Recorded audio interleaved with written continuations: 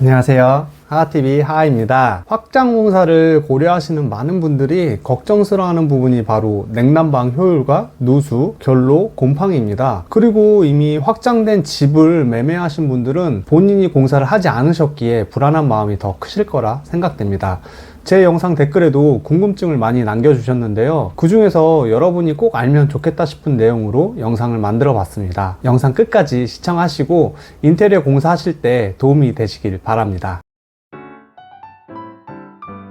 저번에 자기가 확장공사 신중하게 결정하라고 해서 많은 분들이 궁금증을 남겨주셨는데 그 중에서 냉난방 효율 문제로 고민하시는 분들이 많더라고. 구축 아파트 확장공사를 하면 많이 추울까? 일단 저번 영상에도 말했다시피 우리나라가 확장공사가 합법으로 지정된 게 2005년 12월이야. 그 전까지는 아파트에 확장 옵션이 없었을 때였고 발코니는 그저 서비스 공간이라 단열이 제외였어. 한마디로 외벽에 내단열이 안 들어가 있다는 말이거든. 반대로 요즘 신축 아파트는 발코니 확장을 전제로 지어졌기 때문에 외기에 직접 닿는 부분은 코너 부위에 10T 아이소핑크, 벽면에는 최소 70T짜리 경질 우레탄 보드를 두 겹으로 시공하고 마감까지 하기 때문에 벽 두께가 300mm 이상 나오는 경우가 많아. 그런데 구축 아파트 확장 공사 단열을 신축처럼 150mm 이상 안 하는데 어떻게 냉난방 효율이 좋겠어?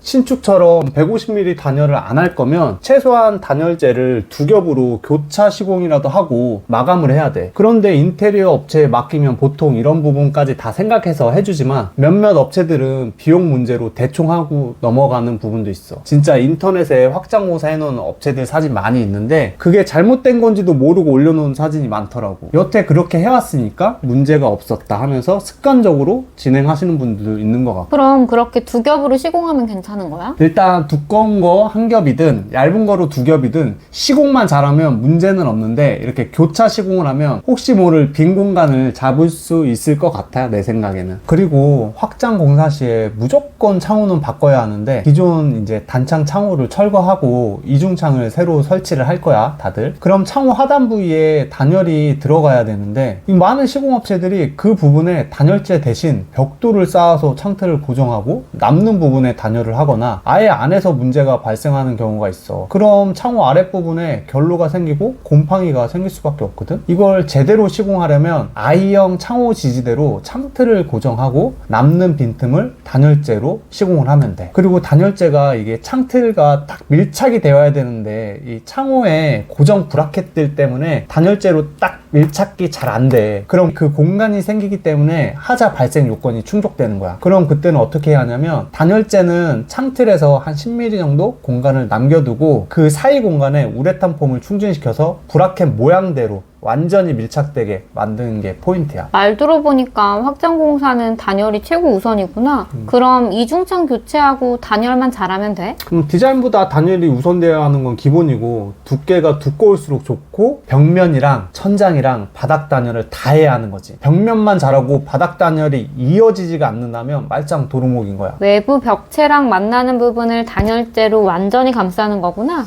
그렇게 생각하면 돼. 이렇게 꼼꼼히 챙겨도 이제 외부와 윗집 슬라브가 만나는 이렇게 코너 부위는 열교 현상에 취약할 수가 있어서 조금 더 그쪽은 신경을 써줘야겠지. 그럼 샤시랑 단열 말고 또 신경 써야 할 부분은?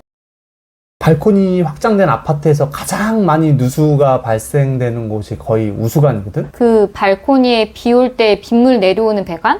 그게 우수관인데 이 우수관은 확장이 안 된 기존 발코니에서도 자주 누수가 발생하는 편이야. 기존 발코니에서 누수가 확인되면 이렇게 보고 교체나 수리가 용이한 편이지만 확장해서 메릿된 상황이라면 보수가 힘들고 이 초기에 확인 못하고 마감재가 훼손되기 시작하면 확인이 가능해서 마감재 교체까지도 하게 되는 경우가 생기기 때문에 확장 시 꼼꼼하게 확인하고 점검구도 큼직하게 만들어놔야겠지. 발코니 우수관 있는 쪽 천장을 보면 페인트들이 들떠있는 경우가 많던데 그건 누수야? 가능성이 있어. 확장 공사 전에 육안으로 누수를 확인할 수 있는 방법이 천장의 우수관 상단 주변에 페인트가 들뜨거나 박리 현상이 있다면 윗집 육가 주변에 누수가 일어나고 있을 확률이 높으니까 윗집도 누수 공사를 진행하고 확장하는 걸 추천하고, 기본적으로 확장을 하려는 곳인데 우수관이 있으면 배관 공사를 다시 하던 방수를 다시 하던 시공업체마다 고유의 방법들이 다 있을 거야. 뭐 대표적으로 배수 거름망을 없애는 뭐 직강 공사나 주위에 방수턱을 만들고 방수하는 방법도 있는데, 우수관에서 누수만 안 되게 하는 건데 뭐가 좋다 나쁘다 말하기 어려울 것 같고, 그거는 가장 중요한 건 우수관 배관에도 이제 결로가 생기니까 우수관에 20mm 고무 발포 단열재를 꼭 시공하고 점검구를 크게 만드는 게 중요해. 아예 오픈 형식으로 문짝으로 다는 것도 추천하는 방법 중에 하나야. 우수관 연결 부위 노후로 인해 자주 누수가 발생하는 부분이니까 확장된 아파트를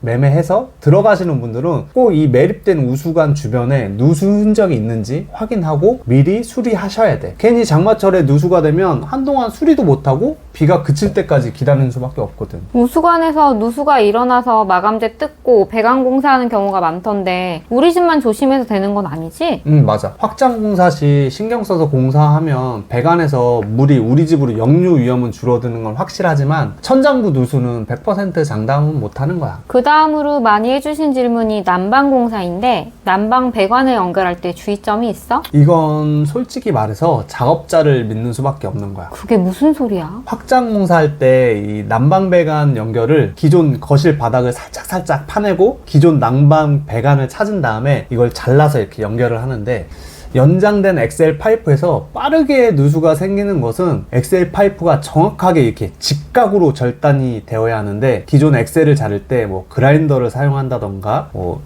직각을 의도했지만 잘못 잘라서 이렇게 사선이 되면 이게 부속에 걸리는 부분이 짧아져서 짧은 시간에도 이게 누수가 될 수가 있어. 그럼 누수 위험이 있고, 이론적으로 난방 배관 연결을 하면 안 되는 이유가 있거든. 그게 뭔데? 물이 들어가는 배관에서 누수가 일어난다면 확률상 연결 부위에서 많이 발생하거든. 뭐 급수공사도 PB 배관 자체에서 누수가 일어나는 경우는 거의 없어. 그 연결 부속에서 문제가 발생해서 누수가 시작되는 것처럼 보일러 배관 역시 연결 부위에서 이렇게 누수 확률이 높아. 겨울에는 뜨거운 물이 돌아다니고 여름에는 그 물이 식으면서 이제 차가워지겠지? 그럼 매년 수축 팽창을 조금씩 한다고 보면 돼. 그럼 연결 부위가 헐거워지거나 미세하게 틈이 생기면서 누수가 시작되는 거야. 그래서 처음 보일러 배관을 시공할 때는 그 엑셀 파이프 중간에 연결 부위 없이 각 방을 한번 돌고 거실 이렇게 끊김없이 시공을 하는 게 원칙이야. 그럼 시간이 지나면 누수 발생 확률이 높다는 말이네?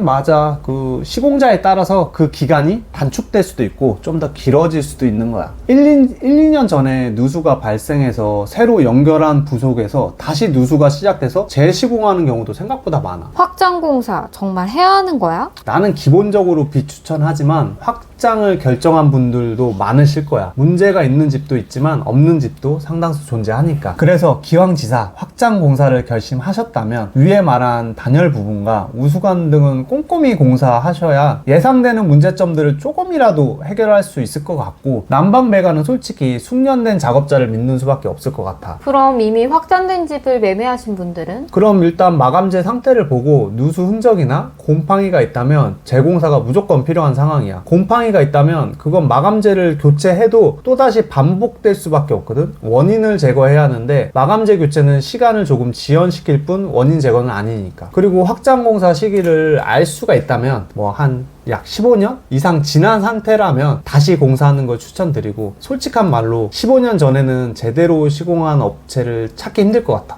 그때는 정보가 더 없어서 지금보다도 허술한 시공이 더 많이 있었을 것 같거든. 확장 공사에 대한 문제점 해결하는 방법 중에 난방 배관 연결이 조금 신경 쓰이긴 하네. 다른 단열이라든지 우수관 같은 경우는 꼼꼼하게 진행하면 해결될 것 같긴 해도 난방 배관은 정확히 시공 방법이 아니라는 거지?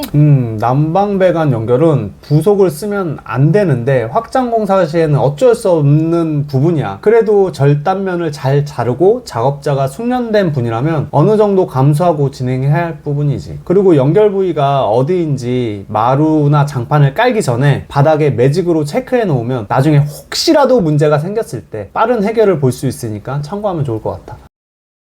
확장공사 마음 먹으셨다면 문제없이 하는 게 중요하겠죠. 단열을 대충 하고 결로 안 생기는 방법은 없습니다. 그리고 윗집이랑 아랫집의 확장 여부도 결로 방지에 상당히 큰 영향을 미치니 확인하시면 좋을 것 같습니다. 저나 다른 전문가분들이 말로 이렇게 저렇게 뭐 전한다고 한들 실제 공사에서 그것이 말처럼 되지 않거든요. 즉 옳은 방법을 이야기해도 견적 자체가 그렇게 들어오지 않고 내용을 알려주어도 그렇게 안 해도 아무 문제 없다. 누가 그런 말도 안 되는 이야기를 하느냐, 나만 믿어라는 말뿐이거든요. 이런 소수의 나쁜 인테리어 업체들 때문에 피해를 보시는 구독자님들이 없길 바라면서 영상 마칩니다. 구독과 좋아요 부탁드립니다. 감사합니다.